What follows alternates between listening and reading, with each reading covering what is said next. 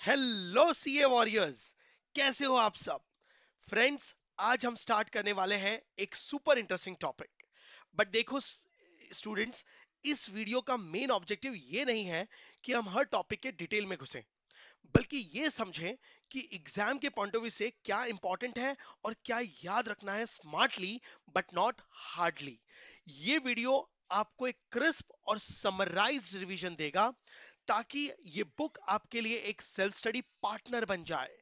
और मुझे full confidence है इस चैप्टर के बाद आप कोई भी एमसीक्यू एग्जाम में इजीली सॉल्व कर पाओगे।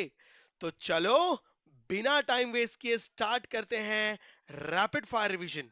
और हाँ, अगर ये नोट्स यूजफुल लगे तो अपने दोस्तों के साथ जरूर शेयर करना।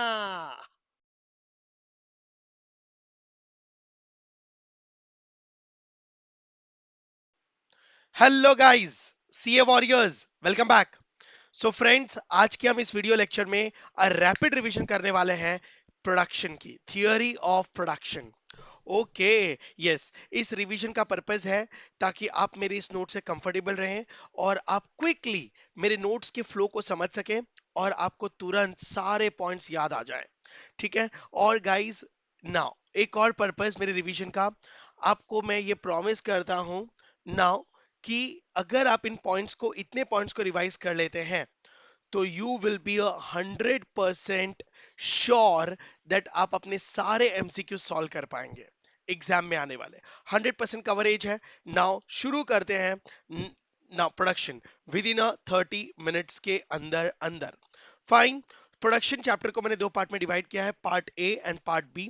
Part A is production function, very important chapter. Now introduction, introduction में पढ़ने के लिए आपके पास है 7 पॉइंट्स। सबसे पहले है प्रोडक्शन का मतलब क्या है। प्रोडक्शन इस चैप्टर में इकोनॉमिस्ट अलग अलग इकोनॉमिक्स से तीन डेफिनेशंस दिए हैं। फर्स्ट इकोनॉमिक्स कहते हैं प्रोडक्शन का मतलब है इनपुट को आउटपुट में कन्वर्ट करना, मतलब रॉ मटेरियल को आप फिनिश गुड्स में कन्वर्ट करेंगे। तो प्रोडक्शन मतलब मोबाइल बनाना, ठीक है, टी शर्ट्स प्रोड्यूस करना। Converting input into output is called production. Now input क्या है गाइस? इनपुट इस चैप्टर का हीरो है। इनपुट का मतलब सिर्फ रॉ मटेरियल नहीं होता, लैंड, लेबर, कैपिटल, एंटरप्रेन्योर, ये चारों फैक्टर्स ऑफ प्रोडक्शन को इनपुट कहा जाता है। जब आप इन सारे फैक्टर्स को मिक्स करेंगे तब जाके जो फिनिश गुड्स एंड सर्विसेज बनेगा वो है आपका आउटपुट। तो फर्स्ट डेफिनेशन बड़ा सिंपल है। Now converting input into output is called production. Okay, yes sir. Second, किसी इकोनॉमिस्ट ने कहा है प्रोडक्शन का मतलब कोई भी activity, production means production of goods and services, now but which should generate income. आप कोई भी एक्टिविटी कर रहे हो, चाहे प्रोडक्शन ऑफ गुड्स का कर रहे हो चाहे प्रोडक्शन ऑफ सर्विसेज का कर रहे हो, मतलब सर्विस इज ऑल्सो प्रोडक्शन, लेकिन with an intention to earn profit, जिसकी कोई एक्सचेंज वैल्यू हो, तो उसे प्रोडक्शन कहा गया है। मतलब सोचो, पहले के डेफिनेशन में इनपुट को आउटपुट के साथ रिलेट किया, दूसरे डेफिनेशन में कहा है any activity can be production अगर आप उसको एक्सचेंज मतलब प्रॉफिट कमाने के इंटेंशन से करते हो। इसका मतलब पॉइंट बी मेरे लिए सबसे ज्यादा इंपॉर्टेंट है, सेकेंड डेफिनेशन। इसके ऊपर प्रैक्टिकल एग्जाम्पल क्वेश्चंस भी आते हैं। नाउ इसमें यह कहा गया है कि जो नॉन मॉनेटरी एक्टिविटीज है, जिसकी मॉनेटरी वैल्यू नहीं है, वो कभी प्रोडक्शन माना नहीं जाएगा, इवन दो गुड्स और सर्विसेज का प्रोडक्शन हुआ हो। जैसे service of mother is not a production, helping to a friends is not a production, social service करना इज नॉट अ प्रोडक्शन। क्यों? क्योंकि उसमें आपके इंटेंशंस, पेंटिंग करना for a pleasure is not a production, क्योंकि ये सब नॉन मॉनेटरी एक्टिविटीज है, इनका कोई मॉनेटरी वैल्यू, एक्सचेंज वैल्यू नहीं है। ओके, नाउ एक और डेफिनेशन दिया है। Now production means production is a creation of additional utility. Guys, यहाँ पर इकोनॉमिक्स कहना चाहते हैं हम प्रोडक्शन क्यों करते हैं? तो सेटिस्फाई डिमांड्स, और सेटिस्फेक्शन ऑफ दी वांट्स को हम यूटिलिटी कहते हैं। ओ, तो प्रोडक्शन किया जाता है ताकि हम रॉ मटेरियल में यूटिलिटी ऐड कर सकें। नाउ यूटिलिटी किसी भी तरीके से ऐड की जा सकती है, form utility, place utility, time utility and personal utility. तो production means it is a creation of additional utility. Now sir, मतलब बड़ा सिंपल है। फॉर एग्जांपल, एक वुडन लॉग है, लकड़ा है। अगर मैं आपसे कहूं उस लकड़े को आप 15,000 में खरीद लो, तो क्या आप खरीदेंगे? आप कहेंगे नहीं, क्योंकि आपके लिए कोई यूज ही नहीं है, आपकी कोई डिमांड सेटिस्फाई नहीं हो रही। लेकिन मैं उसी लकड़े को अगर फर्नीचर में कन्वर्ट कर दूं और 25,000 चार्ज करूं, क्या आप खरीदेंगे? हाँ। तो अगर मैं वुड को फर्नीचर में कन्वर्ट कर दूं तो आप 25,000 पे करने को तैयार है। मतलब मैंने मैन्युफैक्चरिंग करके उसमें यूटिलिटी ऐड करी है जो आपकी वांट्स को सेटिस्फाई करने की पावर रखता है। ओके, तो these are the three definitions. पहला पॉइंट समझा? Yes sir. Second point friends, points को एकदम टू द पॉइंट बनाया गया है। नाउ ठीक है, very easy manner. Second point क्या है गाइस, हम इस चैप्टर में एक्चुअली क्या पढ़ने वाले हैं? प्रोडक्शन का डेफिनेशन तो समझ गए। हम इस पूरे चैप्टर में सिर्फ दो ही चीजों को रिलेट करेंगे, इनपुट एंड आउटपुट। क्या बात करो, yes, in this chapter we will going to understand the relationship between input and output. मतलब अच्छा, अब मेरी बात सुनना, इनपुट भी फिजिकल है, लैंड लेबर कैपिटल एंटरप्रेन्योर, ये भी क्वांटिटेटिव है, और आउटपुट मतलब फिनिश गुड्स, ये भी क्वांटिटेटिव है। मतलब ये नॉन मॉनेटरी चैप्टर है। हम क्वांटिटी को क्वांटिटी से कंपेयर करने वाले हैं। क्या बात करो, हाँ, हम लैंड लेबर को भी तो क्वांटिफाई कर सकते हैं ना। मुझे कितना लैंड चाहिए, बराबर, लैंड मतलब रॉ मटेरियल। ओके, मुझे 10 किलो रॉ मटेरियल चाहिए, मुझे 15 किलो रॉ मटेरियल चाहिए। लेबर, मुझे 8 लेबर चाहिए, मुझे 9 लेबर चाहिए। कैपिटल, मुझे 2 मशीनरीज चाहिए, मुझे 3 मशीनरीज चाहिए। इसको भी क्वांटिटी। फिनिश गुड्स मतलब समझो चॉकलेट्स, मैंने आज 1000 चॉकलेट्स बनाई, मैंने आज 2000 चॉकलेट्स बनाई। मतलब I am comparing quantity with quantity. Am I correct? इसलिए in this chapter will understand the relationship between physical input and physical output, and both have direct relationship. Yes, ये आपको याद रखना है, इनपुट एंड आउटपुट को पूरे chapter में direct relationship रहेगा। ओके, नाउ तो it is a non monetary concept. Obviously हम यहाँ पे मनी की बात ही नहीं करने वाले, सिंबॉलिकली। तो अगर इनपुट और आउटपुट के रिलेशनशिप को देखोगे तो आपको सिंबल मिलेगा Q is equal to function of NLKT। N मतलब नेचुरल रिसोर्स लैंड, L मतलब लेबर, K मतलब कैपिटल और T मतलब टेक्निकल नो हाउ, और Q मतलब आउटपुट। तो आउटपुट बनेगा इनपुट से। ओके सर, इस चैप्टर का मेन ऑब्जेक्टिव क्या है? इस चैप्टर में आप हमको क्या पढ़ाना चाहते हो? गाइज, ये बिजनेस थ्योरी है, बराबर। बिजनेस बिहेवियर का इंटेंशन क्या होता है? मैक्सिमम प्रॉफिट कमाना, बराबर। मैक्सिमम प्रॉफिट कहाँ आता है? मिनिमम कॉस्ट मैक्सिमम प्रॉफिट होता है। Am I correct? Now now but guys, अच्छा, एक चीज मैं यहाँ पे डिस्क्लेमर दे दूं। नाउ आप प्रोडक्शन को चैप्टर को पढ़ने से पहले मेरी कॉस्ट थियरी जरूर पढ़ेंगे। ओके, हाँ, पहले कॉस्ट पढ़ेंगे और फिर उसके बाद यहाँ प्रोडक्शन पे आएंगे। ओके, तो आपको मेरे एक्सप्लेनेशन समझ में आएंगे। नाउ सर, तो maximum profit is the main objective, लेकिन सर प्रॉफिट तो कॉस्ट से निकलती है। हाँ, but cost is a monetary concept. Cost function has been derive from production function. तो production function is a main chapter and cost function उससे derive हुआ है, राइट? इसलिए मैं कह रहा हूं पहले कॉस्ट पढ़ना, क्योंकि मॉनेटरी चैप्टर है, ये नॉन मॉनेटरी, और नॉन मॉनेटरी थोड़ा टेक्निकल होता है। नाउ तो सर, मैक्सिमम प्रॉफिट आएगा कैसे? अब मैक्सिमम प्रॉफिट को अगर मैं आपसे मॉनेटरी कंसेप्ट में पूछूं तो आप मुझे तुरंत कह देंगे minimum cost maximum sale price, आपको प्रॉफिट मिल जाएगा। लेकिन मुझे यहाँ पे नॉन मॉनेटरी डेफिनेशन चाहिए। तो आपको पता है, नाउ नॉन मॉनेटरी डेफिनेशन क्या है? इस चैप्टर का पर्पस है कि सेम इनपुट में मैक्सिमम पॉसिबल आउटपुट निकले। तो maximum output in same input, same raw material में अगर आप ज्यादा आउटपुट निकालेंगे तो आपकी कॉस्ट वैसे भी कम हो जाएगी। लेकिन यहां पर आप नॉन मॉनेटरी स्टेटमेंट यूज कर रहे हैं, पैसों को यूज नहीं करेंगे, क्योंकि नॉन मॉनेटरी चैप्टर है। इनपुट और आउटपुट के रिलेशनशिप में डेफिनेशन आएगा। तो आप सेम इनपुट में अगर आप मैक्सिमम आउटपुट प्रोड्यूस करते हैं तो आपकी कॉस्ट कम होती है, आप मैक्सिमम प्रॉफिट तक पहुंचते हैं। या फिर same output with a minimum input, come input में ज्यादा आउटपुट निकालना, या सेम आउटपुट में सेम इनपुट में मैक्सिमम आउटपुट निकालना, ये दोनों ही तरीके हैं मैक्सिमम ऑब्जेक्टिव कमाने के। ओके, मैक्सिमम प्रॉफिट कमाने के ना। ओके, अब सुनो। नाउ गाइस, अल्फ्रेड मार्शल का एक बहुत ही पॉपुलर स्टेटमेंट था जो फंडामेंटल लॉ ऑफ साइंस है। अल्फ्रेड मार्शल कहते हैं प्रोडक्शन का मतलब, इंसान एक्चुअली में रियल में कोई प्रोडक्शन नहीं करता, वो सिर्फ इनपुट को आउटपुट में, रॉ मटेरियल को आउटपुट में कन्वर्ट करता है। लेकिन raw material is a natural resource, but man can not create matter. Man कभी भी नेचुरल रिसोर्स नहीं बना सकता, और बिना नेचुरल रिसोर्सेज के आप कभी प्रोडक्शन नहीं कर पाएंगे। जैसे आप फर्नीचर बना सकते हैं, लेकिन फर्नीचर बनाने के लिए जो कोर मैटर है, man can not create matter. Matter मतलब नेचुरल रिसोर्स, जो कोर कंटेंट है, जिसके बिना फर्नीचर बनना पॉसिबल नहीं है, दैट इज वुड। वुड किसी ने नहीं बनाया। आप क्लोथ्स बना सकते हो, लेकिन क्लोथ्स के लिए कॉटन चाहिए। Cotton is the main content, matter. Now clothes, cotton natural होता है, वो आप बना नहीं सकते। Okay, so man cannot create matter. He just simply modify natural resource into a finished goods. Okay. And seventh introduction point है, production determines richness and poverty of the economy. Yes, guys, पूरी दुनिया, आप और मैं, हम सब क्यों भाग रहे हैं? कमाने के लिए। और कमाएंगे किससे? प्रोडक्शन से। गाइस, नाउ यहां पर प्रोडक्शन ही है, प्रोडक्शन होने से ही कंट्री डेवलप होती है। डेवलप का मतलब है कि कंट्री के लोग डेवलप होते हैं, कंट्री के लोग रिच होते हैं। प्रोडक्शन बढ़ने से ही लोगों की इनकम बढ़ती है।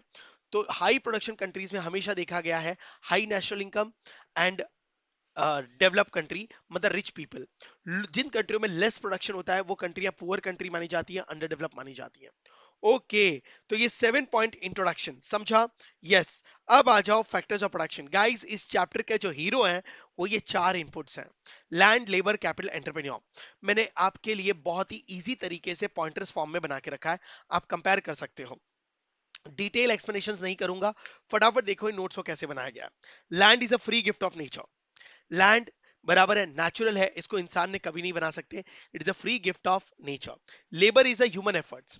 लेबर मतलब होता है इंसान की मेहनत, लेबरर मतलब इंसान। ओ, तो labour is a human factor, capital is a manmade factor. Economics में कैपिटल बोले तो plant and machinery, building, anything which is manmade is a capital. Okay, तो land is a natural factor, labour is a human factor, capital is a manmade factor. Second point, land is permanent and indestructible. Land हजारों सालों से है, हजारों सालों तक रहेगा, इंसान उसे डिस्ट्रॉय नहीं कर सकता।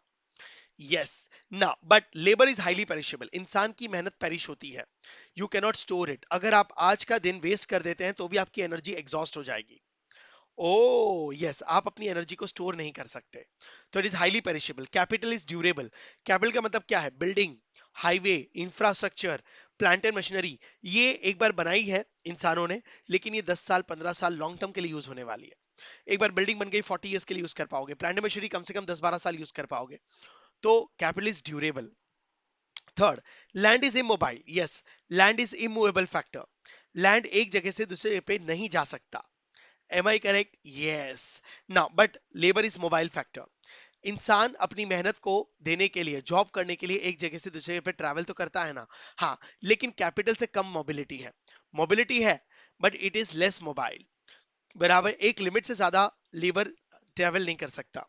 Then but capital is highly mobile. Capital का मतलब पैसा, इंफ्रास्ट्रक्चर, टेक्नोलॉजी, जो एक कंट्री से दूसरे कंट्री में कभी भी शिफ्ट किया जा सकता है।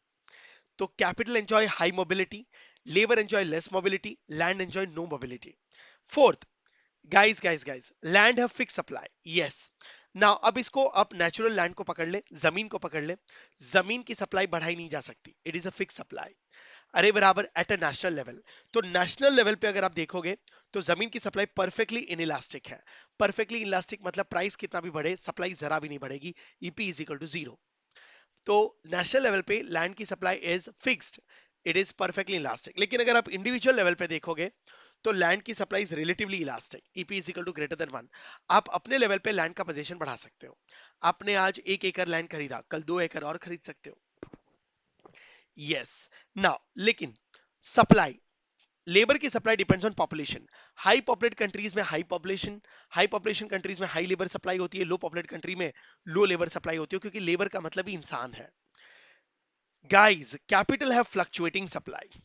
फ्लक्चुएटिंग सप्लाई का मतलब है ना, बिजनेसमैन जब चाहे बिजनेस में कैपिटल बढ़ा सकता है, जब चाहे कम कर सकता है। अगर उसको लगता है बिजनेस में ग्रोथ है, प्रॉफिट मार्जिन ज्यादा है, हाई प्रॉफिट्स है, he can increase the capital. अगर उसको लगता है कि लो प्रॉफिट हो रहे हैं, लॉसेस हो रहे हैं, वो कभी भी धंधा बंद कर सकता है और कैपिटल विड्रॉ कर सकता है। यस, तो fluctuating supply. 8 point, land is a passive factor. Yes, land passive factor है और कैपिटल भी पैसिव फैक्टर है। मतलब नाउ गाइस, लैंड और कैपिटल ये दोनों खुद से कुछ नहीं कर सकते, इनसे काम करवाने के लिए, प्रोडक्शन करवाने के लिए लेबर का एफर्ट लगता है। मतलब लैंड खुद से कोई भी प्रोडक्शन नहीं कर सकता, उसे ह्यूमन का लेबर का सपोर्ट लगता है, इसलिए पैसिव है। कैपिटल भी कहता है मैं मशीन हूं, मुझे चलाओगे तो मैं चल जाऊंगा। तो कैपिटल को कमांड लगते हैं, लेबर एफर्ट्स लगता है। तो the most active factor is labour. तो labour is the only active factor, land and capital is a passive factor. Point number 6, feature. Now land is a natural factor, इससे इसे primary factor कहा जाता है, और लेबर भी primary factor है, क्योंकि इंसान की मेहनत अंदर से नेचुरली जनरेट होती है और ये सिंगल यूज है। ओके, तो लैंड भी नेचुरल है, जो चीज इंसानों ने नहीं बनाई वो प्राइमरी है, नेचुरल है, ओरिजिनल है। ओके, तो लैंड और लेबर दोनों प्राइमरी फैक्टर होते हैं, लेकिन capital is a secondary factor. क्यों? क्योंकि इसको इंसानों ने बनाया है ताकि हम इससे और ज्यादा प्रोडक्शन कर सकें, तो it is a secondary factor. Okay, seventh, land is non depreciable, labour is also non depreciable, इंसानों पे कभी डेप्रिसिएशन नहीं लगता, but capital is a depreciable asset. ये आप अकाउंट्स की दुनिया में भी पढ़ते हो। Yes, 8 point, labour is inseparable from labourer. Yes, now guys, labour का मतलब होता है इंसान की मेहनत। प्रवीण इज अ लेबरर, लेकिन मेरी मेहनत, मेरी मेंटल और फिजिकल मेहनत को आप लेबर पावर कहेंगे। लेकिन मेरी मेहनत मुझसे अलग नहीं हो सकती, आपकी मेहनत आपसे अलग नहीं हो सकती। तो labour power can not be separated from the labourer. Yes, capital is produce means of production. Yes, capital को ऑलरेडी बनाया है, तभी तो उसे सेकेंडरी कहते हैं। ऑलरेडी किसी ने मशीन को बनाई है, क्यों? ताकि और आगे प्रोडक्शन कर सके। तो capital is already produced to conduct further production. Ninth और टेंथ तीनों में कॉमन है गाइस, इनपुट्स को हमेशा डिराइव डिमांड होती है, फिनिश गुड्स को डायरेक्ट डिमांड होती है। राइट, डिमांड दो टाइप की होती है। Now all the factors enjoy derive demand and all factors are heterogeneous. Heterogeneous का मतलब है कैपेसिटी, इंटेंसिटी, क्वालिटी, क्वांटिटी सब लेबर वेरी करता है। ओके, तो आपको ये फैक्टर समझ आए? Yes sir. अब आ जाओ एंटरप्रेन्योर को पे। एंटरप्रेन्योर को हम कंपेयर नहीं कर सकते। एंटरप्रेन्योर इन तीनों का कैप्टन है। एंटरप्रेन्योर ही तो है जो बिजनेस चालू करता है और प्रोडक्शन शुरू करता है। एंटरप्रेन्योर इज अ लीडर, बराबर। तो entrepreneur is the initiating business enterpriser. Entrepreneur वो बंदा है जो बिजनेस शुरू करने का इनिशिएटिव लेता है। एंटरप्रेन्योर वो बंदा है जो लैंड, लेबर और कैपिटल को अपॉइंट करता है, इन्हें खरीदता है, इन्हें इनके बीच में कोऑर्डिनेशन बिठाता है और प्रोडक्शन करता है। कोऑर्डिनेशन। एंटरप्रेन्योर ही तो है जो लैंड को रेंट पे करेगा, लेबर को सैलरीज और वेजेस पे करेगा, कैपिटल को इंटरेस्ट पे करेगा। ये तीनों फैक्टर फ्री में काम थोड़ी करेंगे, राइट? यस, तो he is a coordinator. Guys, entrepreneur is a risk taker. Yes, entrepreneur को रिस्क लेना होता है। नाउ स्कम्टर करके एक इकोनॉमिस्ट हुए, उन्होंने कहा कि एंटरप्रेन्योर की सबसे बड़ी जिम्मेदारी होती है, उसका मेन फंक्शन होता है इनोवेशंस। ओ यस, मतलब सही मायने में वो लोग एंटरप्रेन्योर है जो इनोवेशंस करते हैं। ओके, इसी से वो रिस्क बेरिंग कैपेसिटी पे आते हैं। फाइन। सो आपको ये factors affecting factors of production के सारे पॉइंट समझ में आए? Yes sir. अब आ जाओ, एक छोटा सा टॉपिक है details of capital and wealth. Capital को थोड़ा सा इलेबोरेट किया है आपके सिलेबस में। कैपिटल और वेल्थ में क्या फर्क होता है? एक लाइन का डिफरेंस है, आराम से सुनना। कैपिटल भी एसेट्स ही होते हैं और वेल्थ भी एसेट्स ही होते हैं, बट कैपिटल और वेल्थ दोनों एक ही है ना, बट दोनों में एकदम धागे भर का फर्क है। क्या? ना, इकोनॉमिक्स कहते हैं कैपिटल मतलब वो एसेट जिससे आप इनकम जनरेट करते हो, जिसे आप प्रोडक्शन के लिए यूज करते हो। तो any asset which fetch you income is called capital, but any asset which remains idle, जिस जो खाली आपने खरीदा है और पड़ा है, जिससे आपको कोई रिटर्न्स नहीं आ रहे, उसे वेल्थ कहते हैं। तो एसेट्स, वो एसेट्स जिससे कोई इनकम जनरेट नहीं हो रही, वो आइडियल है, उसे वेल्थ कहा गया है। और जो एसेट्स आप प्रोडक्टिव यूज करते हो, जिससे आपको इनकम जनरेट हो रही है, उसे आप कैपिटल कहते हो। फॉर एग्जाम्पल सिंपल है, मान लो कि आप जिस घर में रह रहे हो आपका ओन्ड हाउस है, वो आपके लिए वेल्थ है, क्योंकि वो एसेट तो है। आप जिस प्रॉपर्टी में रह रहे हैं, जिस हाउस प्रॉपर्टी में रह रहे हैं, वो एसेट है। क्या उससे कोई इनकम हो रही है? नहीं ना, लेकिन वो एसेट तो है, लेकिन वो आपके लिए वेल्थ है। लेकिन अगर एक और घर है आपके पास जिसमें आप रह नहीं रहे हो, जिसको आपने भाड़े पे दे दिया है, and you are earning rent income, तो वो हाउस आपके लिए कैपिटल बन जाएगा। ओ, तो है दोनों एसेट्स ही, लेकिन वो एसेट जिससे इनकम जनरेट हो, जिसे आप प्रोडक्टिविटी प्रोडक्शन के लिए यूज करें, वो कैपिटल माना जाता है। और वो एसेट्स जो आइडियल पड़े हैं, उसे वेल्थ माना जाता है। Okay, now but capital is a narrow concept, क्योंकि कैपिटल वेल्थ से ही निकला है। Wealth is a total asset. Okay, तो बराबर all capital is wealth, because capital is a part of the wealth. Wealth is all wealth is not a capital. Fine, तो wealth is a broader, क्योंकि wealth से ही capital निकला है। लेकिन एक खास बात बताऊं, कमा के ही आप वेल्थ बनाते हो ना, तो capital has a capacity to generate income, and income से आप फिर नया वेल्थ बनाते हो। ओके, नाउ ये समझा। Types of capital. अब फ्रेंड्स, जो अकाउंट्स पढ़ते हैं ना, उनको कैपिटल का मतलब ये पता होता है कि इनिशियली कैपिटल डाल के बिजनेस चालू करना, राइट? यस, आप करेक्ट है। लेकिन यहां पर कैपिटल का मतलब होता है एसेट्स। ओके, तो एसेट्स इकोनॉमिक्स कहते हैं तीन टाइप के होते हैं। बिजनेस एसेट्स मतलब बिजनेस कैपिटल, मतलब that assets used in businesses. Individual assets मतलब वो एसेट जो पर्सनल पर्सनल एसेट्स होते हैं, ऐसे इंडिविजुअल कैपिटल कहते हैं। नाउ और social capital. Now social capital मतलब वो एसेट जो हम पूरी देश के लिए सोसाइटी यूज करती है, पब्लिक प्रॉपर्टीज। ओके, एक एक करके इलेबोरेट करते हैं। बिजनेस एसेट्स की बात करते हैं। बिजनेस कैपिटल मतलब business assets, assets use in business. There are two types of assets, एक फिक्स एसेट्स और एक करंट एसेट्स, जिसे फिक्स कैपिटल और करंट कैपिटल कहते हैं। फिक्स कैपिटल ड्यूरेबल होते हैं, सर्कुलेटिंग कैपिटल सिंगल यूज होते हैं ना। जैसे बैलेंस शीट एसेट में आप क्लोजिंग स्टॉक लिखते हो, डेटर लिखते हो, बिल्स रिसीवेबल लिखते हो, वो सर्कुलेटिंग कैपिटल है, मतलब उसे करंट एसेट्स कहते हैं। वो एक ही बार यूज होते हैं, वो शॉर्ट टर्म होते हैं, raw material and all. Okay, लेकिन फिक्स कैपिटल बोले तो प्लांट एंड मशीनरी, बिल्डिंग, अरे हाँ की ना, ड्यूरेबल होते हैं। Fix assets are durable. अच्छा, फिक्स एसेट्स आगे जाके दो पार्ट में डिवाइड होता है, tangible, intangible. Oh tangible which you can see, you can touch, intangible मतलब कॉपीराइट, गुडविल, पेटेंट एक्सेट्रा। तो any asset use in business is called business capital. Any assets which is personally involve, आपका personal house, आपकी personal car, आपके घर पे जो TV है, आपके घर पे जो एसी है, वो सब आपके इंडिविजुअल एसेट्स हैं। तो asset owned by individual, it's called personal property, it's called personal capital. Social capital, social capital is owned by government of India. जो पब्लिक प्रॉपर्टी है जिसे देश में कोई भी लोग, देश के लोग यूज कर सकते हैं, पब्लिक पार्क है, रेलवे है, हाईवे है, रोड है, ये ना आपका है ना मेरा है, पूरे देश का है। तो bridges, infrastructure, it is manage by society, इसे सोशल कैपिटल कहते हैं। It is controlled by government of India. Okay, तो टाइप्स ऑफ कैपिटल समझे। Yes sir. Capital formation, guys government की जिम्मेदारी है कि कंट्री में कैपिटल फॉर्मेशन हो, क्योंकि जितना ज्यादा कैपिटल फॉर्मेशन होगा उतना ही कंट्री डेवलप होगा, उतनी ही प्रोडक्शन कैपेसिटी बढ़ेगी। क्या बात करो, yes. Capital formation means increasing stock of real capital in a country. बराबर टेक्नोलॉजिकल डेवलपमेंट होना, अभी एआई आ रहा है, ये भी एक डेवलपमेंट है। नए नए मोबाइल्स आ रहे हैं, इंफ्रास्ट्रक्चर बन रहा है, मेट्रो आ रहा है, बुलेट आ रहा है, उसे कहते हैं कैपिटल फॉर्मेशन। इससे लोगों की एफिशिएंसी बढ़ती है, प्रोडक्टिविटी बढ़ती है, प्रोडक्शन बढ़ता है, तब कंट्री डेवलप होता है और रिच होता है। Okay, so capital formation. Capital formation किससे होती है सर? इनकम से। इनकम किससे होती है सर? प्रोडक्शन से। ना प्रोडक्शन किससे होता है सर? कैपिटल से। तो इनकम से कैपिटल बनता है, कैपिटल से प्रोडक्शन होता है, प्रोडक्शन से फिर इनकम होती है। ये पूरा साइकिल है। Okay sir. नाउ नेक्स्ट है enterprise objectives and constraints. Guys एक बिजनेसमैन ही, ये बिजनेसमैन थियरी है, एक बिजनेसमैन के ऑब्जेक्टिव्स क्या होते हैं? तो देयर आर टोटल 5 ऑब्जेक्टिव्स। ना मैं फिर कह दूं डिस्क्लेमर, मैं डिटेल्स में नहीं जाऊंगा, क्योंकि इस टॉपिक का, इस थियरी का, इस वीडियो का ऑब्जेक्टिव है आपको सिर्फ मेन मेन पॉइंट्स एक्सप्लेन करना, आपका क्विक रिवीजन करवाना। ओके अगर आपको डिटेल जानना है विथ अ डिटेल लॉजिक, आपको मेरे वीडियो लेक्चर्स परचेज करने होंगे। Okay with a detail explanations based on this topic. Yes sir, आ जाओ। Enterprise objective and constraints. Guys सबसे पहला है organic objective. So what is this organic objective?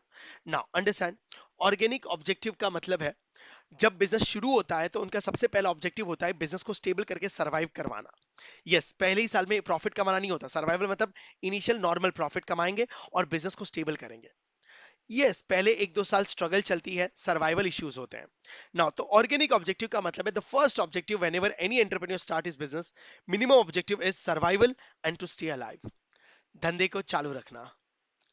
ओ फिर इकोनॉमिक ऑब्जेक्टिव, एक बार आपका स्टेबल बिजनेस हो गया, उसके बाद आप मैक्सिमम प्रॉफिट कमाना चाहते हैं और अपने बिजनेस को एक्सपांड करना चाहते हैं। तो to maximise the profit and to expand the business, अपने इन्वेस्टर्स को, इन्वेस्टर्स का पैसा लगा है उनको इंटरेस्ट देना, एंटरप्रेन्योर अपना प्रॉफिट एंजॉय करता है, क्रेडिटर्स को बेटर रिटर्न्स देना, बराबर है, एम्प्लॉयज को प्रॉपर सैलरी देना, स्टेक होल्डर्स का ध्यान रखना। It is an economic objective.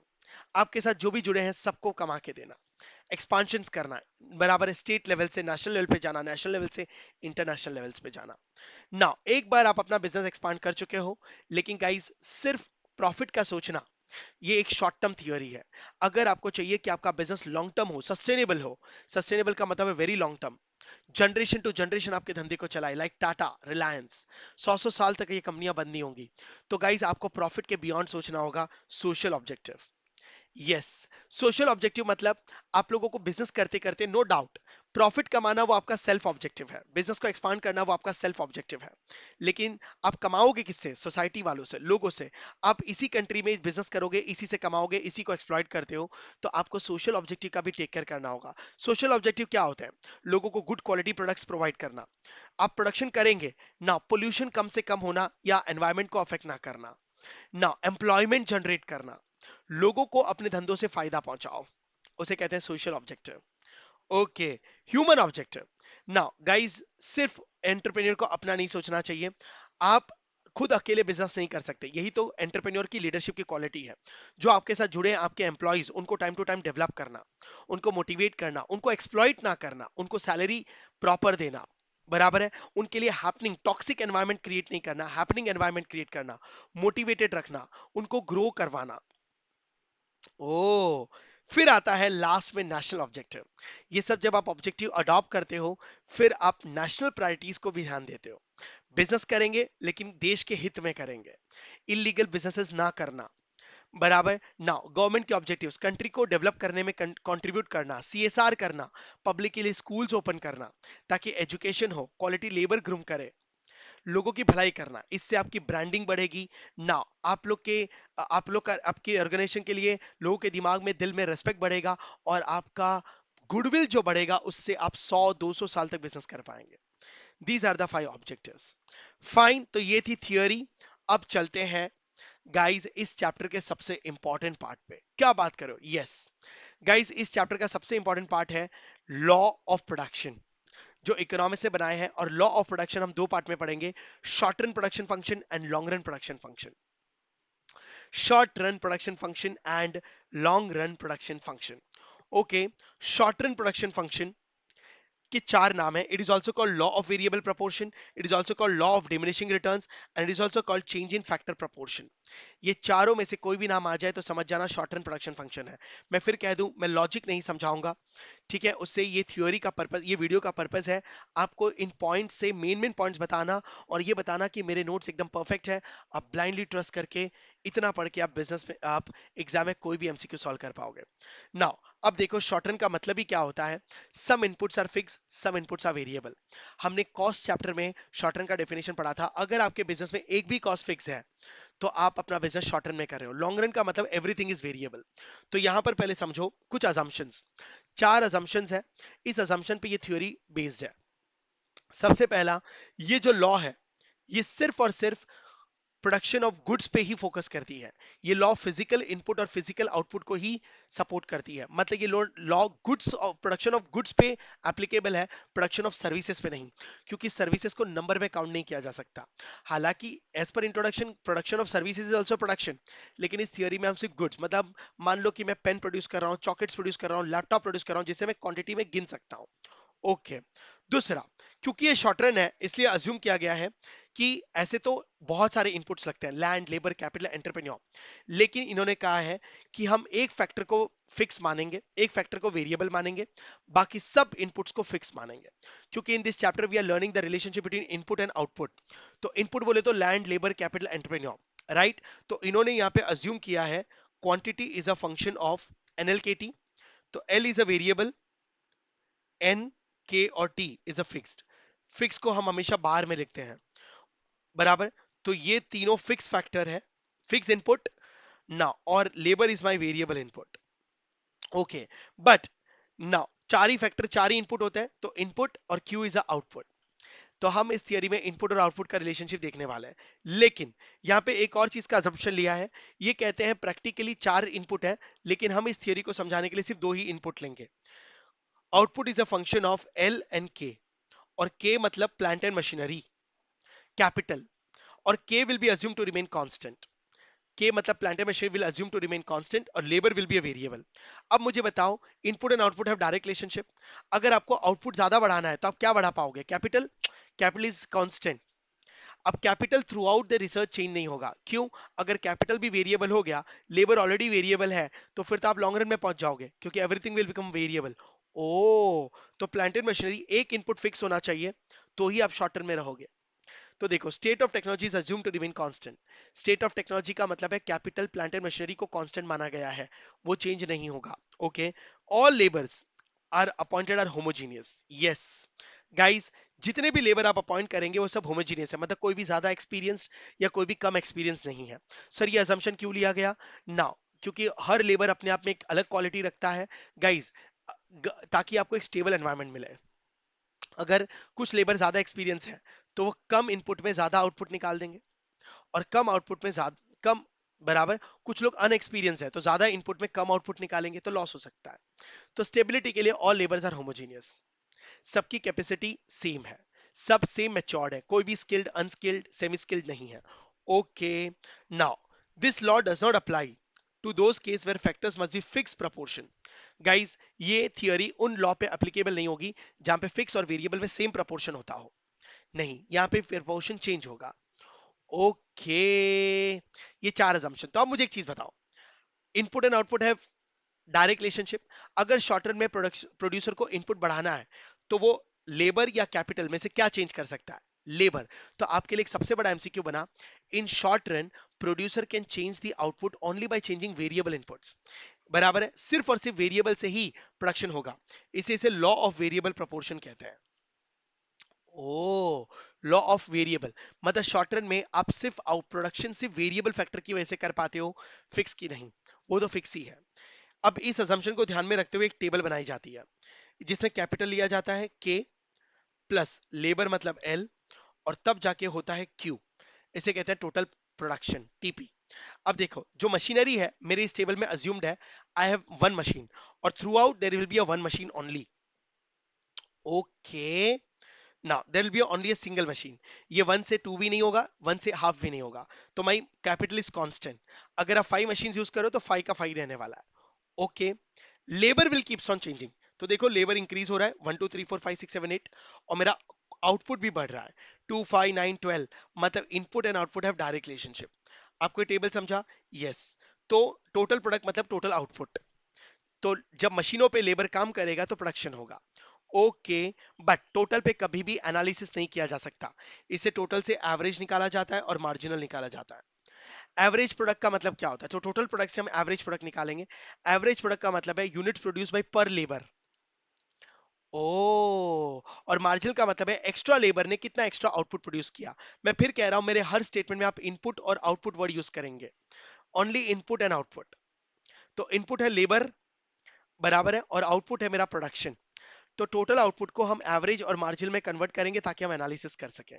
तो टीपी, एपी और एमपी हम तीन चीजें यूज करेंगे।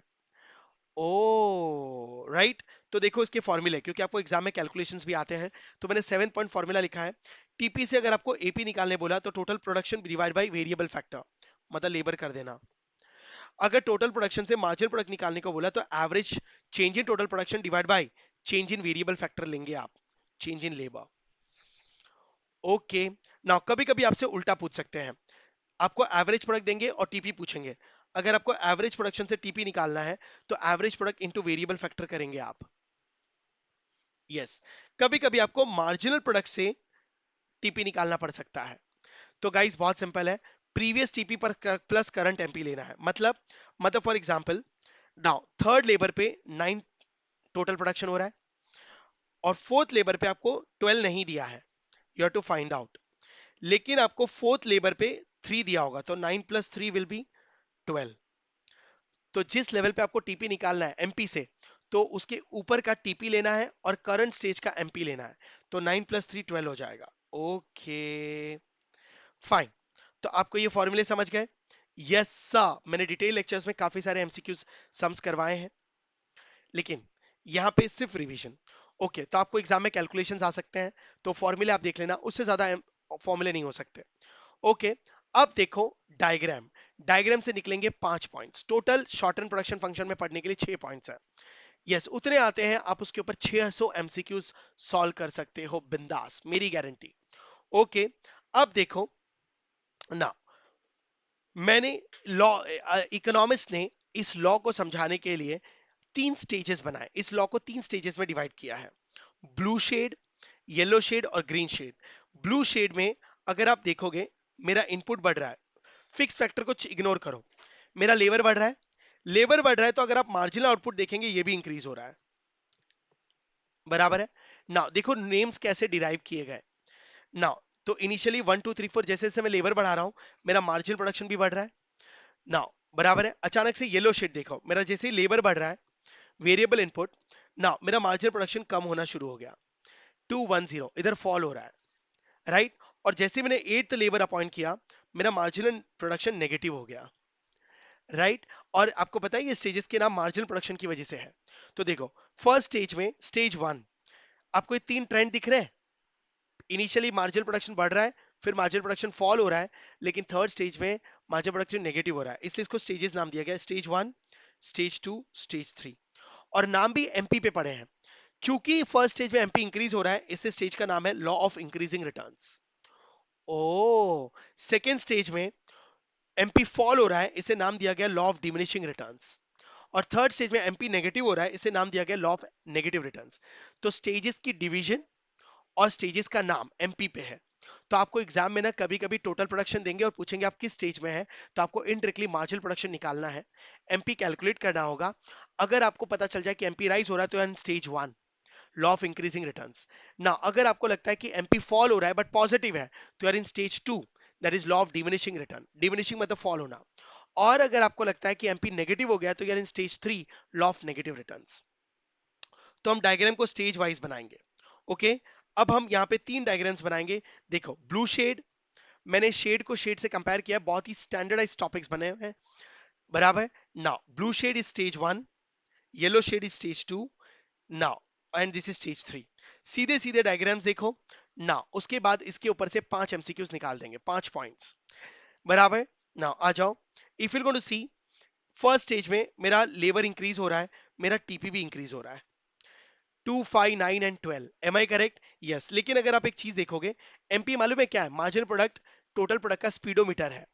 अगर आप देखोगे इनिशियली मेरा टीपी ना ज्यादा ज्यादा से बढ़ रहा है, पहले 2 से 5 हुआ मतलब 3 से बढ़ा, तो देखो मैं एमपी इज 3, फिर 5 से 9 हुआ, 4 से बढ़ा, my MP is 4। Change in TP तो है, हाँ।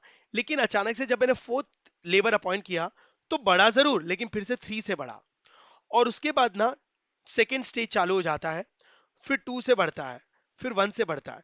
अगर आप एक ट्रेंड देखोगे ना, तो पहले टोटल आउटपुट इंक्रीजिंग रेट से इंक्रीज हो रहा है, फिर डिक्रीजिंग रेट से इंक्रीज हो रहा है। तो टोटल प्रोडक्शन का टेक्निकलिटी ये है नाउ कि वो दो तरीके से बढ़ता है, एक स्पीड में बढ़ता है और एक स्लो स्लो बढ़ता है, और ये डिफरेंस ही समझेगा। और ये जो डिफरेंस निकाले ये मेरा एमपी है। इसके लिए टेक्निकल थियरी बनी है कि वो 9 यूनिट तक ज्यादा से बढ़ता है फिर स्लो हो जाता है। तो देखो आपका प्रोडक्शन फंक्शन मैंने ब्लैक कर्व से टीपी बनाया है, वो इनिशियली पॉइंट ऑफ इन्फ्लक्स तक यहां तक 9 पे आता है, पॉइंट ऑफ इन्फ्लक्स तक मतलब वो इंक्रीजिंग रेट से इंक्रीज होता है, और पॉइंट ऑफ इन्फ्लक्स के बाद वो इंक्रीज होता है और 12 पे पहुंचता है, वो डिमिनिशिंग रेट से इंक्रीज होता है। ओ, और यहाँ पे फर्स्ट स्टेज खत्म हो जाता है। ओके, फिर फर्स्ट स्टेज का एपी देखो, एपी ब्लू में बनाया है, कंटिन्यूसली सिर्फ इंक्रीज होता है, 2, 2.5, 3, 3, 3 इज अ मैक्सिमम, और वो मैक्सिमम पे जाके कांस्टेंट हो जाता है। तो देखो ये मेरा ब्लू लाइन 3 पे चढ़ गया और मेरा सेकेंड स्टेज कंप्लीट हो गया। ओके, नाउ मार्जिनल प्रोडक्शन अगर आप देखेंगे तो फर्स्ट स्टेज में पहले तो एमपी इंक्रीज हो रहा है, 2, 3 एंड 4, लेकिन अचानक से फर्स्ट स्टेज में फॉल होता है, और जैसे ही वो फॉल होता है मेरा फर्स्ट स्टेज खत्म हो जाता है। But through out the first stage देखोगे मेरा टी एपी भी राइज हो रहा है और एमपी भी राइज हो रहा है, लेकिन एमपी इज ग्रेटर, 2.5 तो एमपी 3, एपी 3 है तो एमपी 4 है। लेकिन अचानक से जैसे ही एपी कांस्टेंट होता है और मैक्सिमम होता है, एमपी फॉल होकर इक्वल हो जाता है, और ग्राफ में इक्वल होने का मतलब इंटरसेक्शन होना। तो देखो red is my MP, first stage में एमपी राइज होता है, पॉइंट ऑफ इन्फ्लक्स पे जाके मैक्स होता है, और अचानक से फॉल होता है, और वो इतना फॉल होता है कि वो ब्लू कर्व को कट करता है, मतलब MP cuts AP at maximum point. Oh, और फर्स्ट स्टेज कंप्लीट हो जाता है, राइट। सेकेंड स्टेज में अगर आप देखोगे तो टीपी राइज हो रहा है लेकिन बहुत ही स्लो, और बराबर जैसे जैसे मैं लेबर बढ़ाता हूं और 15 पे जाके मैक्सिमम हो जाता है, but through out the stage वो बढ़ा, तो टीपी इधर जाके मैक्सिमम हो रहा है 15। ओके, एपी कंटिन्यूसली फॉल होता है, तो एपी देखो कंटिन्यूसली सेकेंड स्टेज में से फॉल हो रहा है। अरे राइट, यस, एमपी भी फॉल होता है और एमपी हो जाता है 0, तो it touch to the X axis. लेकिन देखोगे अगर आप वेरिएशन देखोगे तो पहले रेड कर्व ब्लू कर्व के ऊपर था स्टेज 1 में, मतलब MP was greater. Second stage में रेड कर्व ब्लू कर्व के नीचे हो जाता है, मतलब एमपी इज लेसर। ओ, और थर्ड स्टेज में नाउ टीपी भी फॉल होता है, इट स्टार्ट फॉलिंग, एपी तो पहले से ही फॉल हो रहा है बट वो पॉजिटिव रहता है, एमपी नेगेटिव हो जाता है। तो इस तरीके से डायग्राम के शेप बने हैं। अब ये डायग्राम के शेप के ऊपर 5 एमसीक्यूज हैं। क्या बात कर रहे हो, यस।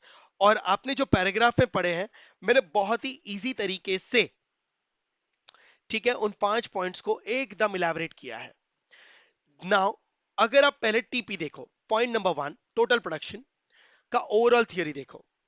पॉइंट ऑफ इन्फ्लक्स मेरा मेन है, पॉइंट ऑफ इन्फ्लक्स से पहले टीपी राइज होता है at a increasing rate, point of influx के बाद भी सेकेंड स्टेज तक टीपी राइज होता है but at a diminishing rate, और सेकेंड स्टेज के एंड पे मैक्सिमम हो जाता है। थर्ड पे टीपी फॉल होता है, राइट? तो ये देखो टीपी का nature. Initially up to point of influx TP increases at a increasing rate, after point of influx TP increases at a diminishing rate, आगे लिख दो and become maximum in second stage. At third stage TP declines. Oh, और third stage में decline होता है, right? Yes sir. अब आप MP देखो, second point is all about MP, सब डायग्राम बेस है।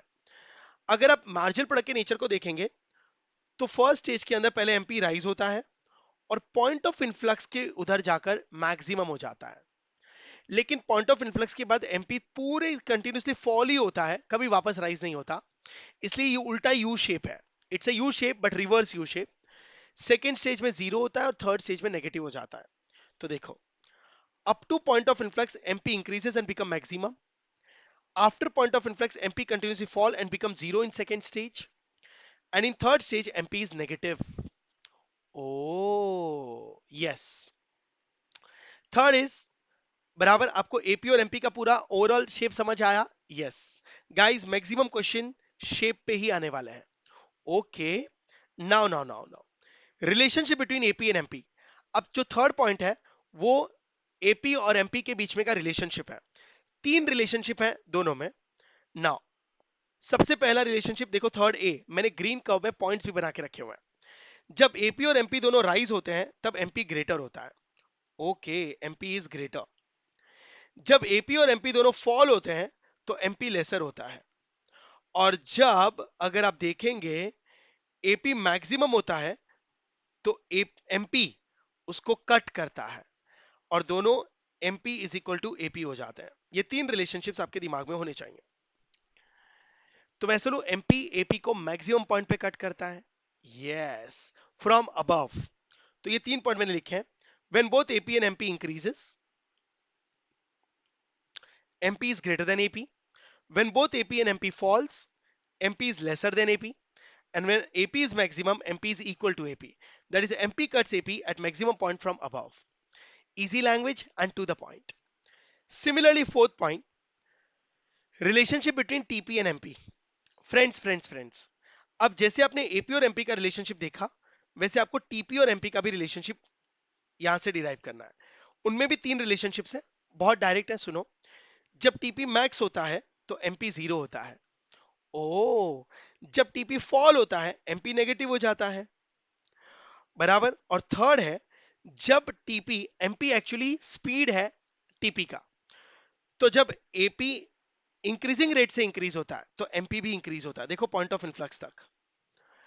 अब सर ये कैसे पता चलता है कि टीपी इंक्रीजिंग रेट से इंक्रीज हो रहा है? क्योंकि एमपी इंक्रीज हो रहा है। एमपी इंक्रीज होना इंडिकेट करता है कि टीपी इंक्रीजिंग रेट से बढ़ रहा है। ओ, लेकिन पॉइंट ऑफ इन्फ्लक्स के बाद टीपी डिमिनिशिंग रेट से इंक्रीज होता है तो एमपी डिमिनिश हो जाता है।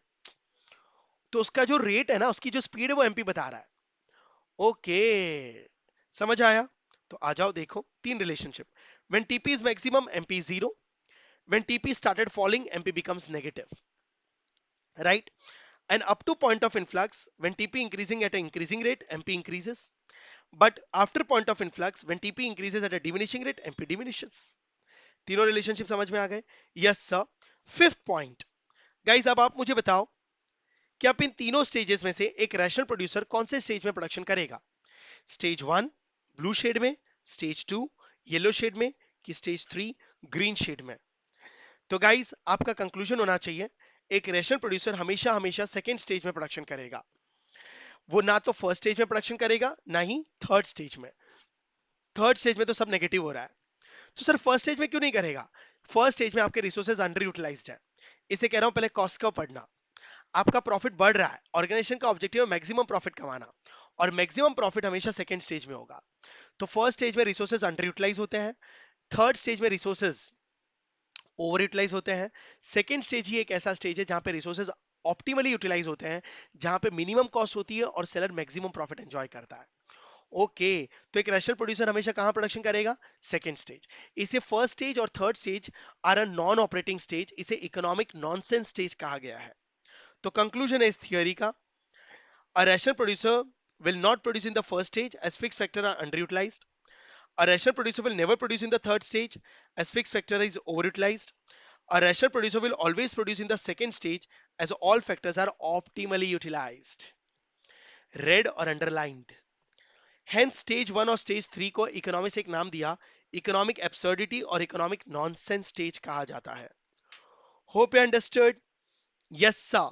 नाउ तो ये 7 पॉइंट है शॉर्ट रन में. अगर आप ये 7 पॉइंट आते हैं, 700 भी एमसीक्यूज आ जाने दो, आप सॉल्व कर जाओगे. शॉर्ट रन के बाद है long run production function. Okay, अब देखो long run production function. Long run production function is also called returns to scale. Long run का मतलब है यहां पर सब कुछ वेरिएबल है. मतलब यहां का जो इक्वेशन बनेगा Q is equal to F of N L K T, किसी के ऊपर भी बार नहीं होगा, ऑल आर वेरिएबल. लैंड भी वेरिएबल, लेबर भी वेरिएबल, कैपिटल भी वेरिएबल, टेक्निकल नो हाउ भी वेरिएबल. लेकिन क्योंकि इकोनॉमिस्ट ने नाउ सारे फैक्टर्स को अज्यूम नहीं किया लॉ को समझाने के लिए, उन्होंने लिया है एल और के और दोनों वेरिएबल. नाउ इसके लिए एक मालूम है, एक थ्योरी बनती है, इसे रिटर्न्स टू स्केल कहते हैं. स्केल का मतलब size of plant and machinery. Oh now guys, long run को पढ़ना बड़ा आसान है शॉर्ट रन से. क्या बात करो. यस, लॉन्ग रन में एवरीथिंग इज वेरिएबल. इसे देखो, ऑब्जर्वेशन, दो एमसीक्यूज निकलते हैं. In long run producer can change the output by changing all the factors, क्योंकि everything is variable, all inputs are variable, labor as well as capital. But in short run producer can change the output only by changing labor. इसलिए now short run का नाम था law of variable proportion. यहाँ पे तो everything is variable. Yes. Now जैसे short run को 3 stages में एक्सप्लेन किया था, law of increasing return, law of diminishing return, law of negative return, वैसे ही लॉन्ग रन को भी इकोनॉमिक्स से 3 स्टेजेस में एक्सप्लेन किया है. Increasing returns to scale, constant returns to scale and decreasing returns to scale. Yes, नाम एकदम similar है. Stage one, stage two and stage three. Increasing returns to scale, constant returns to scale and decreasing returns to scale. और guys now आप लोग देखेंगे, just a minute. Now ये देखो stages मैंने एक टेबुलर फॉर्म में कन्वर्ट किया है. क्या बात करो. यस, इतना, इससे ज्यादा एमसीक्यूज नहीं हो सकते. एक्चुअली 3 पॉइंट का कंसेप्ट है, बहुत ही छोटा सा, लेकिन उसको 5 तरीके से पूछा जा सकता है. क्या बात करो. यस, और ये मैंने पांचों को कंपेयर किया है. आपको ये नोट्स आपके आईसीआई मॉड्यूल में भी नहीं मिलेंगे ना, पर वो किस तरीके से भी पूछते हैं. तो आ जाओ. तो देखो, सबसे पहले stages. Stage one, increasing returns to scale. Stage two, constant returns to scale. Stage three, decreasing returns to scale. Now details पढ़ना है तो आपको मेरे वीडियो लेक्चर्स बाय करने होंगे. सिर्फ एमसीक्यूज देखने हैं तो ये वीडियोस के लिए. नाउ गाइस, अब जरा ध्यान देना. इंक्रीजिंग रिटर्न्स का मतलब क्या होता है? इंक्रीजिंग रिटर्न्स का मतलब होता है, इंक्रीजिंग मतलब समथिंग इज इंक्रीजिंग, रिटर्न्स का मतलब होता है प्रॉफिट. मतलब ये वो स्टेज है जहां पे प्रॉफिट बढ़ रहा है. Okay. Constant returns to scale, constant returns, returns का मतलब प्रॉफिट. ये वो स्टेज है जहां पे प्रॉफिट ना तो राइज होता है ना फॉल होता है, ना कांस्टेंट है. Okay. Decreasing returns to scale, मतलब ये वो स्टेज है जहां पे प्रॉफिट फॉल हो रहा है. ओ नाउ ये चीज समझ आई. Yes sir. अब देखो, नाउ अगर मैं इसको कॉस्ट कर्व से कंपेयर करूं तो प्रॉफिट कब राइज होता है? जब कॉस्ट फॉल होती है. तो देखो मेरा लास्ट पॉइंट, स्टेज वन में आपका long run average cost curve will be downward sloping. Cost कम होगी तो प्रॉफिट बढ़ेगा. पहले कॉस्ट देख लो, उसके बाद मैं इनपुट और आउटपुट पे आऊंगा. लेकिन ये चैप्टर में हम लोग ने कभी भी कॉस्ट की बात नहीं करी. इन this chapter will always study relationship between input and output. Cost is a monetary concept, लेकिन हमको समझता तो यही है ना, प्रॉफिट बढ़ता कब है? जब कॉस्ट कम होती है. तो आपको एग्जाम में कभी कभी पूछेंगे, in increasing returns to scale long run average cost curve will be sloping downward. Oh, cost कम होती है. लेकिन डेफिनेशन में मॉनेटरी वर्ड यूज नहीं किया जाएगा. डेफिनेशन इनपुट और आउटपुट का होना चाहिए. Am I correct now? तो सर हम इस प्रॉफिट को नॉन मॉनेटरी टर्म में कैसे यूज करें? तो गाइस बड़ा सिंपल है. एक बिजनेसमैन की कॉस्ट कब कम होती है मालूम है? जब वो कम इनपुट में ज्यादा आउटपुट प्रोड्यूस करता है. बराबर. तो देखो, इनपुट कम और ज्यादा आउटपुट. तो डेफिनेशन बना, when output increases in a greater proportion than an increase in input. जब आउटपुट ज्यादा हो और इनपुट कम, उसे कहते हैं इंक्रीजिंग रिटर्न्स टू स्केल। जब आउटपुट ज्यादा हो और इनपुट कम, इसे कहते हैं इंक्रीजिंग रिटर्न्स टू स्केल। बराबर। अच्छा, नाउ तो कहने से डेफिनेशन बड़ा सिंपल है। आउटपुट ज्यादा होना चाहिए, more change in output less change in input. बराबर, when less change in input brings more change in output, आपकी कॉस्ट कम होती है, मतलब कम इनपुट में ज्यादा आउटपुट प्रोड्यूस करना। ये नॉन मॉनेटरी डेफिनेशन है, इससे आपका प्रॉफिट बढ़ेगा, मतलब कॉस्ट कम होगी डेफिनेटली। अब इसी चीज को कैसे एक्सप्लेन किया गया है, आपको पता है ना, इनपुट एंड आउटपुट के बीच में का रिलेशनशिप, इसी डेफिनेशन को इलैबोरेट कर रहा हूं। दोनों के पीछे कौन सी रिलेशनशिप होती है गाइस? डायरेक्ट रिलेशनशिप होती है। Am I correct? दोनों के पीछे कौन सी रिलेशनशिप होती है? Direct relationship. अगर इनपुट आप डबल करोगे, डायरेक्ट का मतलब इनपुट बढ़ेगा तो आउटपुट भी बढ़ेगा, इनपुट कम होगा तो आउटपुट भी कम होगा। अगर इनपुट डबल किया तो आउटपुट मोर देन डबल होगा, क्योंकि आउटपुट शुड बी ग्रेटर। अगर इनपुट ट्रिपल किया तो आउटपुट भी मोर देन ट्रिपल होगा। ओ, क्योंकि output should be greater. Okay, इसका मतलब इसको नंबर्स में भी देख लो। अगर इनपुट 10% से इंक्रीज हुआ, आउटपुट 12% से बढ़ेगा, मोर देन 10%। अगर इनपुट 10% से कम हुआ तो आउटपुट 8% से कम होगा, क्योंकि कम कम से होगा तभी तो आउटपुट ग्रेटर दिखेगा। आपको डेफिनेशन वाइज एमसीक्यूज आ सकते हैं, आपको परसेंटेज वाइज एमसीक्यूज आ सकते हैं। क्या आप बात कर रहे हो? Yes. Now, constant returns to scale, main ये दो ही पैराग्राफ है। कांस्टेंट का मतलब है ना तो मेरा कॉस्ट बढ़ रहा है ना मेरा कॉस्ट कम हो रहा है, इससे मेरा प्रॉफिट भी कांस्टेंट है। तो इसमें आपका जो कॉस्ट कर्व होगा वो स्ट्रेट लाइन होगी। जब कॉस्ट कांस्टेंट है तो प्रॉफिट भी मेरा कांस्टेंट होगा। ओके, तो your L V C cost curve is a horizontal straight line. Fine fine fine. तो यहां पर इनपुट और आउटपुट में कोई कम ज्यादा नहीं है। A percentage change in input brings equal change in output. अब जब इक्वल चेंज आ रहा है तो कॉस्ट भी तुम्हारी कांस्टेंट रहेगी तो प्रॉफिट भी कांस्टेंट होगा।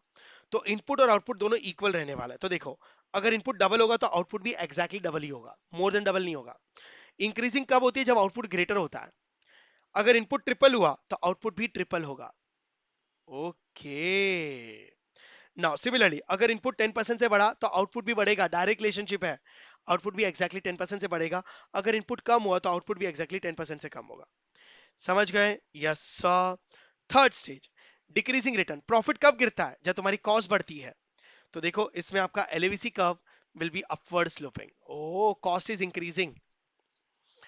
बराबर। कॉस्ट कब बढ़ती है? जब ज्यादा इनपुट में कम आउटपुट निकले। ज्यादा इनपुट में कम आउटपुट निकलने का मतलब है आपका रॉ मटेरियल वेस्ट हो रहा है, तो कॉस्ट बढ़ रही होगी। तो देखो, input is greater, output is lesser. बराबर। सिमिलरली अगर इनपुट आपने डबल किया, आउटपुट लेस देन डबल निकल रहा होगा। इनपुट आपने ट्रिपल किया, output will be less than tripled, मतलब आउटपुट विल बी लेसर, तो आपकी कॉस्ट बढ़ रही होगी तो प्रॉफिट गिरेगा, उसे डिक्रीजिंग रिटर्न्स टू स्केल कहते हैं। तो अगर आपका इनपुट 10% से इंक्रीज हुआ, नो डाउट आउटपुट भी बढ़ेगा, लेकिन आउटपुट कम से बढ़ेगा, 8%। अगर आपका इनपुट 10% से फॉल हो रहा है, आउटपुट ज्यादा से फॉल होगा, 12%। ओके, तो this is called stages. Am I correct? Now इसी को एक तरीके से समझा है कॉब डॉगलस थियोरी ने समझाया। कॉब और डॉगलस ये दोनों अमेरिकन इकोनॉमिस्ट हैं। ये दो अलग अलग इकोनॉमिस्ट हैं, C W Cobb and mister Douglas. इन्होंने अमेरिका की मैन्युफैक्चरिंग इंडस्ट्रीज पे नाउ रिसर्च किया। बराबर। और उन्होंने दो पॉइंट निकाले। उन्होंने प्रोडक्शन का एक फॉर्मूला दिया, quantity is equal to K C plus L, labour plus capital, A one minus A. आपको ये फॉर्मूला याद रखना होगा। इसका लॉजिक डिटेल में देखा जाता है। नाउ मतलब इन्होंने लेबर और कैपिटल को फोकस किया और इन्होंने अपनी थ्योरी में एक कंसेप्ट डिराइव किया, एक कंक्लूजन ड्रॉ किया कि मैन्युफैक्चरिंग करने में लेबर सबसे ज्यादा इंपॉर्टेंट रोल प्ले करता है। Labour play 75% role and capital play 25% role. तो उन्होंने लेबर और कैपिटल में 75 और 25% का कंक्लूजन ड्रॉ किया। तो आपको एग्जाम में आ सकता है, as per Cobb Douglas theory, now labour plays 3/4 role and capital plays 1/4 role. और इन्होंने स्टेजेस को डिवाइड किया। इंक्रीजिंग रिटर्न्स टू स्केल में इनका इक्वेशन बना a plus B is more than 1, constant में a plus B is equal to 1, और decreasing returns to scale में a plus B is less than 1। इसके लॉजिक्स डिटेल थियरी में, लेकिन आप इस फॉर्मूले को पढ़ सकते हो। ओके, तो इसी के साथ long run production function is over. Long run production function is over guys. Now part A समझ आया? यस। अब इसका पार्ट बी है guys. Now part B is production optimization. बहुत सिंपल है ना। मैं चाहता हूं ये थियोरी जो है वो सेम एज इंडिफरेंस कर्व है, तो मैं आपको इसको और भी डिटेल कम कर दूंगा। इंडिफरेंस कर्व अगर आपने मेरा थियोरी का रिवीजन किया होगा तो आपको ये समझ जाएगा ना। जिन भी स्टूडेंट को प्रोडक्शन ऑप्टिमाइजेशन को यूं रिवाइज करना है, एग्जैक्टली सेम है, बस क्या डिफरेंस है तो सुनो। ऑप्टिमम का मतलब होता है उस पॉइंट पे प्रोडक्शन करना जहां पे मैक्सिमम आउटपुट प्रोड्यूस होता हो, कॉस्ट मिनिमम और मैक्सिमम प्रॉफिट होता हो। नाउ प्रोडक्शन फंक्शन ऑप्टिमाइजेशन को इंडिफरेंस कर्व भी कहते हैं। आ जाओ, इस थियरी को आइसोक्वांट कर्व भी कहा गया है। Isoquant curve, okay. Indifference curve and isoquant curve is one and the same. Now तो सर सेम कैसे है गाइस, पहले तो देख लो डिफरेंस क्या है। लॉजिक और बेसिक एकदम थियरी सेम है। Indifference curve is a consumer theory, और कंज्यूमर की थियरी में हम मैक्सिमम सेटिस्फेक्शन पे फोकस करते हैं। अरे बराबर है। और मैक्सिमम सेटिस्फेक्शन कंज्यूमर को कभी फ्री में नहीं मिलता, उनको पैसा खर्चा करके गुड्स खरीदने पड़ते हैं। मतलब उनको सेटिस्फेक्शन के लिए जो उनका रिसोर्स है वो इनकम, बजट लाइन पढ़ी थी हमने, बराबर है। नाउ प्रोडक्शन भी यहाँ पे ये बिजनेसमैन थियरी है। बिजनेसमैन भी आइसोकॉन थियरी के हिसाब से उनका जो मेन ऑब्जेक्टिव है वो मैक्सिमम प्रॉफिट, और मैक्सिमम प्रॉफिट कहाँ होगा, जहां पे कॉस्ट मिनिमाइजेशन होगी। तो इंडिफरेंस कब है, मैक्सिमम सेटिस्फेक्शन। प्रोड्यूसर थियरी में मैक्सिमम प्रॉफिट। प्रॉफिट कब होगा, जब कॉस्ट मिनिमाइज होगी। लेकिन cost is a monetary concept but production is a non monetary concept ना। तो सर कैसे होगा कॉस्ट मिनिमाइजेशन, या तो आप सेम कॉस्ट में मैक्सिमम आउटपुट प्रोड्यूस करें या लो कॉस्ट में सेम आउटपुट प्रोड्यूस करें। Yes yes. कुछ स्टूडेंट कहेंगे sir minimum cost maximum output produce हो तो, या नेचुरल नहीं है, you are against the nature. Oh yes, it is a production theory, और यहाँ पे मेन रिसोर्स क्या है, कॉस्ट, बराबर। तो प्रोडक्शन करने के लिए बिजनेसमैन को खर्चा करना पड़ता है कॉस्ट, और कंज्यूमर को भी कंज्यूम करने के लिए खर्चा करना पड़ता है इनकम।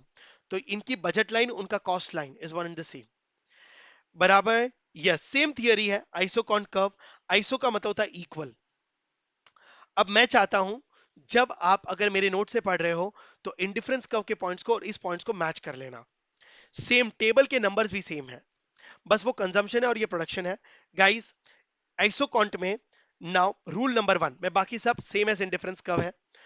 इंडिफरेंस कर्व में कैपिटल लिया जाता है और लेबर लिया जाता है। इनपुट बराबर है, जिससे मेरे को 1000 चॉकलेट्स बनानी है, आउटपुट। अब आप कितने भी कॉम्बिनेशन ले लो, अगर आप ज्यादा मशीन यूज करोगे तो लेबर कम यूज करना पड़ेगा, बराबर है। कैपिटल लेबर है इनपुट। ऑब्वियसली अगर मैं मशीन ज्यादा यूज करूंगा तो लेबर को कम कर दूंगा।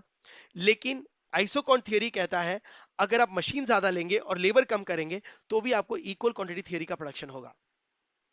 ओ नाउ इंडिफरेंस का मतलब क्या होता है, कंफ्यूजन, एम आई करेक्ट। तो देखो अगर मैं एक मशीन यूज करता हूं और 12 लेबर यूज करता हूं तो भी मैं 1000 चॉकलेट्स का प्रोडक्शन करूंगा।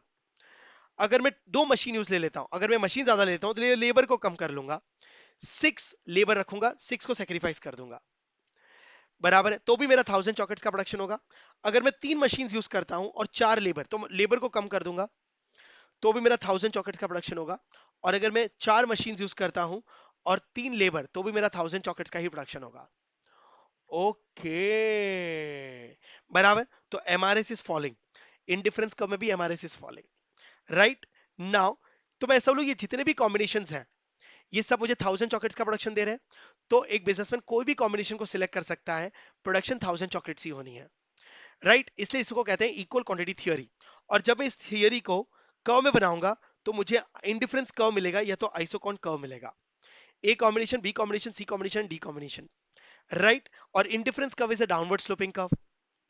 Indifference curve is a convex to the origin, ये सब अपने इंडिफरेंस कर्व में ही पढ़ा था, आइसोकॉन कर्व में भी पढ़ा। रूल नंबर वन, अब ये मेरे लिए इंपॉर्टेंट है, आप कोई भी कॉम्बिनेशन पे प्रोडक्शन करें ए बी सी और D on a same isoquant curve, आपको इक्वल क्वांटिटी मिलेगा। इंडिफरेंस कर्व में क्या पढ़ा था मालूम है, any combination on the same indifference curve gives you equal satisfaction.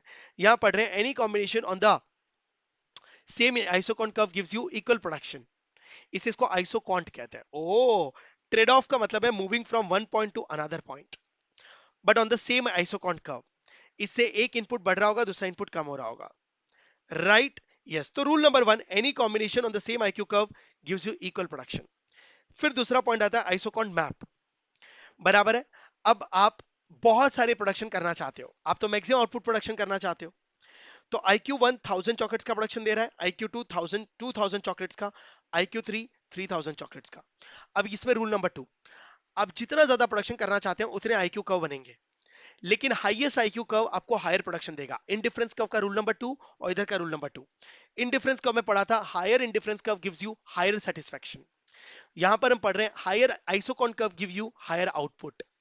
Okay, अगर सेम कॉस्ट में मुझे 2000 चॉकलेट्स के बदले 2000 चॉकलेट्स मिलते हैं, same cost and maximum output, तो गाइस एक प्रोड्यूसर क्या प्रोड्यूस करना चाहेगा? 2000 चॉकलेट्स। अगर अगर 2000 चॉकलेट्स के बदले 3000 चॉकलेट्स को प्रोडक्शन करने को मिले तो ऑब्वियसली बिजनेसमैन चाहेगा 3000 चॉकलेट्स, क्योंकि सेम कॉस्ट में मैं जितना ज्यादा प्रोडक्शन करूंगा उतना ज्यादा मेरा कॉस्ट कम होगा, मेरा प्रॉफिट मैक्सिमम होगा। तो एक रैशनल प्रोड्यूसर हमेशा हाईएस्ट पॉसिबल आईक्यू कर्व पे पहुंचना चाहता है। तो producer always try to achieve highest possible IQ curve. तो रूल नंबर 2 क्या बना? Highest curve IQ curve give me highest production. अब देखो, ये तो था आइसोकॉन्ट का नेचर, लेकिन प्रोडक्शन करने के लिए लगेगा खर्चा। तो यहां पर कॉस्ट को हमने अज्यूम किया है कांस्टेंट। सर कॉस्ट क्या होती है? लैंड, लेबर, कैपिटल को प्राइस पे करना। लैंड फ्री में प्रोडक्शन करेगा क्या? नहीं, लैंड कहेगा मुझे रेंट चाहिए, लेबर कहेगा मुझे सैलरीज एंड वेजेस चाहिए, कैपिटल कहेगा मुझे इंटरेस्ट चाहिए, तो इनको पे करना। तो हम ये एक असम्पशन ले रहे हैं कि ड्यूरिंग द प्रोडक्शन लेबर की और लैंड की ये लोग का कॉस्ट नहीं बढ़ेगा, तो कॉस्ट विल रिमेन कांस्टेंट। तो जैसे इंडिफरेंस का में बजट लाइन था, ये कॉस्ट लाइन है, ये कॉस्ट लाइन चेंज नहीं होगी। मान लो कि मेरा खर्चा 10,000 है, अब मुझे 10,000 का ही कॉस्ट में मुझे प्रोडक्शन करना है। अब 10,000 में मुझे मैक्सिमम पॉसिबल प्रोडक्शन करना है, यही तो प्रोडक्शन थियरी है। सेम कॉस्ट में मैक्सिमम आउटपुट, तो ये देखो सेम कॉस्ट में maximum output, please see to it. तो ये जो ब्लैक लाइन है मेरी कॉस्ट लाइन है, मेरा 10,000 का खर्चा है लैंड और लेबर के लिए, बराबर वाई एक्सिस पे मैं लेबर ले रहा हूं, एक्स एक्सिस में मैं कैपिटल ले रहा हूं, राइट। नाउ 10,000 मेरा कॉस्ट है। अब 10,000 मेरे पास चॉइस है, मैं 1000 चॉकलेट्स बना सकता हूं IQ1, IQ2 में 2000 चॉकलेट्स बना सकता हूं, IQ3 3000 चॉकलेट्स। लेकिन 3000 chocolates I will not be able to purchase cost, क्योंकि वो मेरे कॉस्ट को टच भी नहीं कर रहा। मतलब अगर मुझे 3000 चॉकलेट्स बनाने तो 10,000 में नहीं बनेगा, आपको आपकी कॉस्ट को आगे की तरफ ले जाना पड़ेगा, कॉस्ट इंक्रीज होगा। तो shifting cost line towards ahead means your cost is increasing but my cost is assume to remain constant. तो थर्ड तो आप प्रोडक्शन नहीं कर पाओगे। अब आपके पास चॉइस है 1000 चॉकलेट्स एंड 2000 चॉकलेट्स, बताओ क्या प्रोडक्शन करेंगे? ऑब्वियसली जब मैं 2000 चॉकलेट्स प्रोडक्शन कर सकता हूं तो 1000 पे साथ क्यों जाऊं? तो guys 2000 chocolates is exactly tangent, इसे कहते हैं सेम कॉस्ट में मैक्सिमम आउटपुट निकालना। इसे इक्विलिब्रियम पॉइंट कहते हैं, इसे प्रोड्यूसर इक्विलिब्रियम कहते हैं। मतलब इक्विलिब्रियम पॉइंट या प्रोड्यूसर इक्विलिब्रियम वही होगा, प्रोडक्शन ऑप्टिमाइजेशन पॉइंट वही है जहां पे cost line is tangent to IQ curve. वहां पे भी पढ़ा था maximum satisfaction is a satisfaction where budget line is tangent to indifference curve, right. अब ये था सेम कॉस्ट में मैक्सिमम आउटपुट, मतलब कॉस्ट लाइन सिंगल थी, आउटपुट बहुत सारे थे, आप मैक्सिमम पॉसिबल आउटपुट पे जाएंगे। अब है लो कॉस्ट सेम आउटपुट, लेकिन प्रिंसिपल वही रहेगा। अब इसमें कॉस्ट इंक्रीज हो रही है, मेरा कॉस्ट 10,000, सॉरी 5,000, 10,000 एंड 15,000। मेरी कॉस्ट कैपिटल 5,000, मेरी तीन तीन कॉस्ट लाइन है 10,000, 15,000, लेकिन मुझे बनाने 1000 चॉकलेट्स ही है, तो मुझे आउटपुट को मैक्सिमम नहीं लेके जाना, मेरा आउटपुट सेम रहना चाहिए। तो एक बिजनेसमैन को मैक्सिमम प्रॉफिट कैसे मिलेगा? जब सेम आउटपुट आप मिनिमम पॉसिबल कॉस्ट पे निकालोगे ना। तो देखो 5,000 की जो कॉस्ट लाइन है वो आपके इंडिफरेंस आइसोकॉन कर्व को टच भी नहीं कर रही, मतलब 5,000 में 1000 चॉकलेट्स तो बना ही नहीं सकते, तो 5,000 तो छोड़ दो। अब आपके पास दो चॉइस है, आप 10,000 में भी 1000 चॉकलेट्स बना सकते हो और 15,000 के कॉस्ट में भी 10,000 चॉकलेट्स बना सकते हो। देखो कॉम्बिनेशन ए और सी 15,000 चॉकलेट्स, सॉरी 1000 चॉकलेट्स ही है कॉम्बिनेशन ए एंड सी, क्योंकि any combination same IQ curve give equal production, equal quantity theory. लेकिन बी का जो कॉम्बिनेशन है वो भी 1000 चॉकलेट्स का, लेकिन वो 10,000 में बन जाएगा। तो ए और सी कॉम्बिनेशन लोगे तो 15,000 में आपकी 1000 चॉकलेट्स बनेंगी, और बी कॉम्बिनेशन लोगे तो 10,000 में बनेगी। तो बोलो एक नॉर्मल बिजनेसमैन क्या चाहेगा? ऑफ कोर्स 10,000 में बनाएगा, तो 10,000 पे ही आप प्रोडक्शन करेंगे जो एग्जैक्टली टेंजेंट है आईक्यू कर्व को। मतलब मिनिमम ऑफ प्रोडक्शन ऑप्टिमाइजेशन की थ्योरी क्या कहती है? चाहे आप लो कॉस्ट में मैक्सिमम सेम आउटपुट निकालो, चाहे आप सेम आउटपुट में मैक्सिमम आउटपुट निकालो, आपको मैक्सिमम प्रॉफिट वहीं मिलेगा जहां पे isocost curve is tangent to the cost line. Oh, this is called optimization theory. Well design notes, hopes आपको समझा। तो प्रोडक्शन इक्विलिब्रियम कहां होगा? Where my cost line is tangent to IQ curve. By this, the entire production function chapter is over, covering 100% coverage. अगर आपको ये notes अच्छे लगे, नाउ अगर आपको चाहिए कि मैं ये डिटेल एक्सप्लेनेशन करूं, आपको मेरे डिटेल लेक्चर्स परचेज करने होंगे, नहीं तो आप ये नोट्स परचेज कर सकते हैं लास्ट डे रिवीजन के लिए। Bye, thank you, best of luck for your exams. तो बस दोस्तों, ये था आज का quick revision. Simple words, clear concept, अब कोई कंफ्यूजन नहीं रहेगा। अगर सब कुछ समझ गया हो तो गाइस यस सर बोल दो, और एक बार और रिवाइज कर लो ताकि एग्जाम में गलती की कोई जगह ना रहे। याद रखो, स्मार्ट स्टडी ही बेस्ट स्ट्रेटेजी होती है। रेगुलर रिवीजन से ही आपका कॉन्फिडेंस डबल होता है। और हाँ, अपने फ्रेंड्स को भी बोलो ये नोट्स लो, एग्जाम के लिए लाइफ सेवर है। कीप लर्निंग, कीप ग्रोइंग, और मिलते हैं नेक्स्ट रैपिड फायर रिवीजन के साथ।